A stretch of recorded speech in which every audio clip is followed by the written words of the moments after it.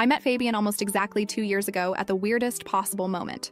I was grabbing some groceries at Trader Joe's when I heard this store manager absolutely laying into some guy about parking in the wrong spot or something. The manager was being such a jerk about it, all red-faced and pointing, making a scene in front of everyone. The guy, Fabian, just stood there looking mortified. IDK what came over me TBH. But I stepped in and said something like the parking signs were confusing and maybe we could all just take a breath. The manager glared at me but backed off. Fabian looked so relieved, and as we both checked out, he asked if he could buy me coffee as a thank you. We clicked immediately. He was charming, tall, with this crooked smile that did things to my heart.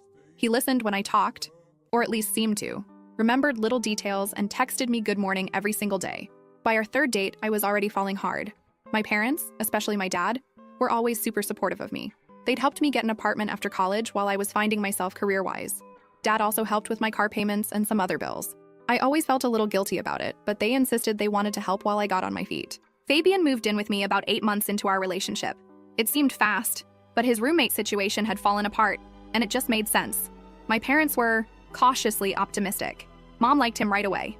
Dad took longer to warm up, but eventually he seemed to accept Fabian. They even played golf together a few times, which was Dad's ultimate seal of approval.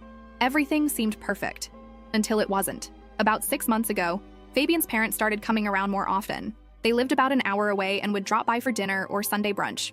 His mom, Lydia, was always complimenting my apartment or my cooking or whatever. His dad, Arthur, was quieter but polite enough. They were fine, I guess. But something about them always felt off, like they were performing, rather than just being themselves. During one of these visits, Lydia got teary-eyed looking around my living room and said something like, "You have such a warm atmosphere here. It's been so long since we felt like a family." Arthur nodded along, adding that their Fabian is just golden and they hope we stay together a long time. It felt weirdly intense, but I smiled and thanked them.